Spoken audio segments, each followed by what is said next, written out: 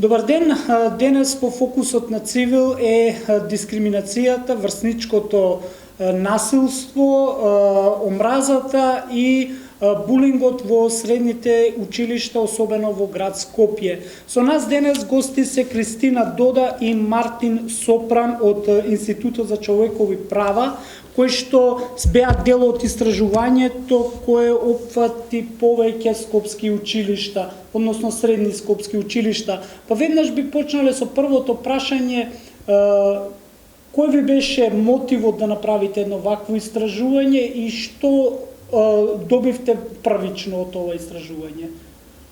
Институтот за човекови права веќе подолго време работи со млади на тема дискриминација, врсничко насилство и говорна омраза. Во минатото имаме направено неколку истражувања кои што опфаќа поширока јавност на територија на државата. Оваа година се одлучивме да го конкретизираме проблемот и да утврдиме со што се соочуваат младите, односно учениците во средните училишта на територија на град Скопје. Така го спроведовме ова истражување во 22 училишта. Опативме вкупно 995 ученици и 255 наставници. Ова беше теrenско истражување, спроведено во живо, на кое што учениците и наставниците одговараа на прашања кои што беа поврзани со нивната перцепција и искуство во однос на дискриминацијата, говорот на омраза и врсничкото насилство претежно во училиштата. Така, Мартин, што е тоа што го добивте? Дали имаше разлика помеѓу одговорите од наставниците и од учениците? Дали беа диаметрални одговорите или па на некој начин се совпаѓаа? Така. Имаше и различни подредени теми се совпаѓаа. Например, во однос на дискриминацијата, 1/3 од учениците сметаат дека има присуство на дискриминација во училиштата, за разлика од професорите кои што велат дека околу 15% од професорите се изјасниле дека има дискриминација. Во однос на говорот на омраза, секој втор ученик рекол дека е присутен говорот на омраза во училиштата, за разлика од професорите каде што тоа е на процент од 1/3. Во однос пак на булингот, односно врсничкото насилство, тука интересно е дека резултатите се поклопуваат, дури професорите повеќе перцепираат присуство на булинг во средните училишта од учениците. Тој процент иде до 2/3 од професорите, 2/3 од учениците сметаат дека е присутно, а 1/3 од учениците сметаат дека во последната година врз нив е извршен булинг. Дали например, можеби учениците не се доволно свесни за булингот, па можеби им треба поголема едукација и за тоа што е булинг, особено за сајбербулингот? Јас мислам дека се свесни и учениците и професорите. Помалку се свесни за дискриминацијата и за говорот на омраза. Едно од работите кои што покажува дека учениците се посвесни и повеќе ја перцепираат, особено девојчињата во училиштата. Причината можеби е затоа што имаат повеќе развиен сенс за препознавање на овие проблеми или затоа што врз нив се врши повеќе дискриминација и говор на омраза. Од друга страна, професорите имаат помал сенс, тоа може да е причина на тоа што не се доволно едуцирани, немаат доволно свест, а од друга страна може причината да е поврзана и со тоа што говорот на омраза и дискриминацијата не се случува пред нив и не ја прецепираат затоа што особено говорот на омраза претежно е утврден дека се случува онлайн, односно преку социјалните медиуми, исто како и булингот, за разлика од дискриминацијата која што е поприсутна на терен, на самиот терен. Така да сметам дека треба да се едуцираат дополнително, треба да се крива свеста и на децата, односно учениците, и на професорите, но повеќе поврзано со дискриминација и со говор на омраза, затоа што за булингот 2/3 се изјасниле дека го перцепираат како проблем. Може би ете сега и може би она случајот со јавна соба каде што беа опфатени малолетнички кои што може би тоа на некој начин ја подигна свеста за да некој начин знаат што е булинг, сексуално злоставување, но ете ја начнавме темата за дискриминацијата, дека учениците повеќе ја препознаваат за разлика од професорите. Каде највеќе се детектира дискриминацијата? Во кои области? Како една од основите кои што учениците одговориле дека по тој основ најмногу е застапена дискриминацијата, се издвојуваат сексуална ориентација и родовиот идентитет, како и економскиот статус на ученикот. Нешто помалку одговориле дека тоа е поради различната етничка и верска припадност. Тоа е интересно затоа што ние нели бевме сведоци, на некој начин имавме перцепција дека етничката или верската припадност е најголема и најчеста причина за некаква дискриминација. Сега со ова што вие го велите дека родовата и социјалната причина е она која што е најчеста. Може би ете сега на некој начин дали таа социјална разлика се должи и може би на пандемијата, пошто бидејќи немавме прилично доста време, учениците не беа во училиштата, па одредени ученици и нема услови за следење на наставата. Дали тоа на некој начин имавте такви одговори?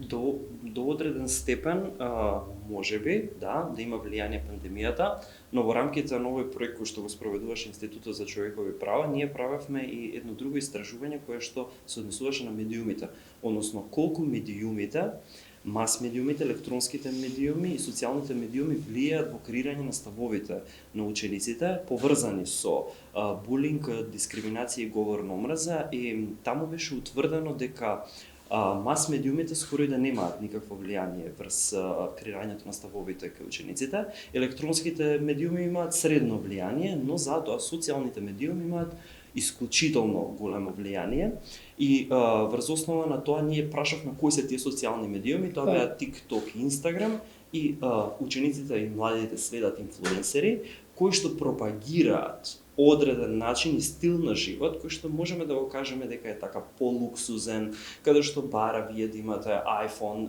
Nike патики, кој што ствара одреден притисок кај младите да го посакуваат истото и веројатно во делот на економските разлики и социјалната дискриминација, тоест базирана на потеклото, социјалното потекло, може да се наведе дека има линк и релација помеѓу овие работи. Значи, најчесто влијание според ова немаат Facebook и Twitter, туку TikTok и Instagram, затоа што младите веројатно повеќе се фокусирани тука. Дали на некој начин детектиравте кои се најчестите чинители кои што создаваат таква дискриминација? И ве рековте дека медиумите на некој начин немаат таква, но дали успева до нив да стигне некаква, ајде да не речам, но дали политиката може би влијае на нив или такво прашање немавте? Затоа што ете, сепак се работи за малолетници, но може би, не знам, некаде нешто. Конкретно такво прашање не, меѓутоа ние за да ги потврдиме податоците кои ги добивме со ова истражување, спроведовме и фокус група со представници од Биро за развој на образование, од Министерство за образование, со наставници од средни училишта и родители. И тука да се потврдија дел од нашите наоди од првичната анкета, потврдија повеќето од нив исто така дека дискриминацијата и врсничкото насилство како и говорот на омраза особено се случуваат уште во основно училиште. Значи многу помалку е застапен во средното отколку во основното, значи таму се започнува и се провлекува понатака во средното училиште. Се утврди непознавањето на стручниот кадар и наставниците во однос на да препознаат одредени однесувања како врсничко насилство и говор на омраза и со тоа и соодветно да реагираат, така што неопходни се промени во однос на едукација и промоција на овие теми. Претпоставувам и медиумска писменост една од причините за кои нели говориме, а тоа е нели медиумите на некој начин и социјалните медиуми веќе стануваат медиуми и претпоставувам дека имате некакво такво размислување и ставови. Така, заклучокот од второто истражување кој што беше посветено на медиумите е дека тешко ќе успеете со само регулација на социјалните медиуми да постигнете целта да ги минимизирате говорот на омраза, дискриминацијата, булингот. Но преку кревање на свеста за медиумската писменост и јакнење на капацитетите на младите, но и на професорите во тој сегмент, вие ќе имате успешна борба против овие нуспојави во општеството, затоа што исклучително е битно да се следат истражувањата на европско ниво. Например, во едно европско истражување направено пред 2 години, Македонија се наоѓа на последното место по степенот на медиумска писменост, односно нашите граѓани имаат резистентност кон фейк ньюс или лажните вести само 10%, за разлика од Финска која е прва и степенот на резистентност и отпорност на граѓаните е над 70%, што значи дека ние треба да вложиме како општество, не само државата, ние сите активни чинители што сме во овој сегмент, повеќе енергија да се бориме за покренување на медиумската писменост како алатка која што ќе ни донесе промени во позитивна насока. Така. Ете спомнавте дека ние сме на некој начин на последно место околу фейк ньюс и тоа, например, влијае веројатно во креирање на еден млад човек во однос на размислувањето на другите или на различностите.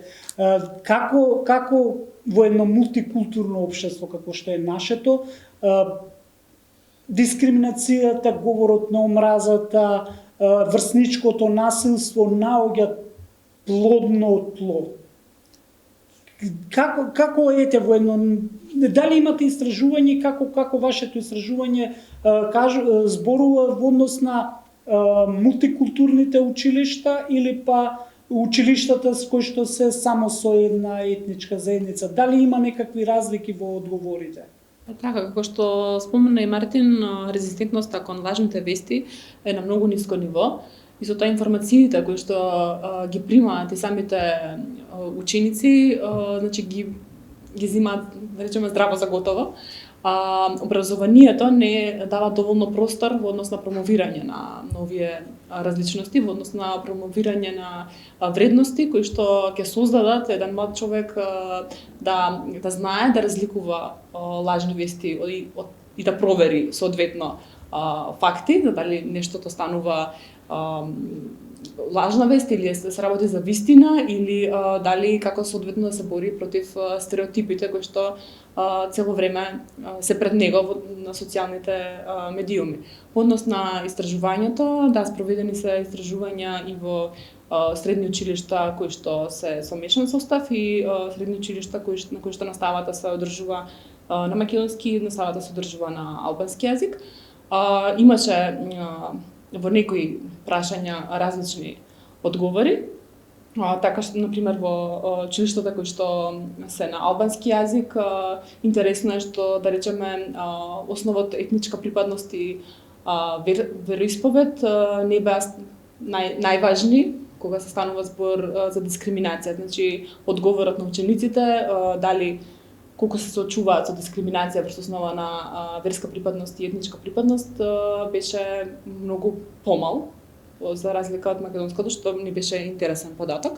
Во другите прашања не наидовме на значителни разлики. Дали на некој начин детектиравте која етничка заедница, група е најдискриминирана во училиштата или такво прашање, таков опис немавте? Не, мислам, одговорите, учениците и наставниците ги биравме да имаме шароколикост во однос дека од различна етничка припадност, различно место на живење, години на искуство во однос на наставниците, меѓутоа не можеме да утврдиме од сите прашања која етничка заедница била. Ете, доаѓаме на крај. Вашата порака или не мора да значи дека е од истражувањето, чисто е и од ваше гледиште за едно мултикултурно општество како нашето, која е вашата порака до младите? Така, мојата порака до младите е да инвестираат во образованието, особено во неформалното образование, кај нас во основно и во средно образование нема системски пристап кој што ги таргетира овие прашања, па така се зависи од индивидуалноста на личноста која што раководи со образовната институција, дали во образовната програма ќе вметне содржини кои што ќе поттикнуваат толеранцијата, меѓу другото и мултиетничноста, како толерантно, ќе правиме едно потолерантно општество, и ќе ги превенираме дискриминацијата, говорот на омраз и булингот заснувани на нив. Затоа сметам дека тука невладиниот сектор и сите останати активни чинители треба да придонесеме за креање на свеста преку образование, неформално, додека институциите не станат доволно свесни и одговорни за нивната клучна улога и системски да го решат проблемот. Благодарам. Ви благодарам на гостувањето. Продолжуваме понатаму во наредна прилика. Веројатно ќе разговараме за вториот тек. Претпоставам дека ова истражување нема да запре тука, туку тоа ќе продолжи понатаму, па во следното издание верувам дека ќе имаме многу попозитивни одговори од тоа што го добивме денес. На вас, драги гледачи, ви благодарам што бевте со нас. Се гледаме во наредна прилика.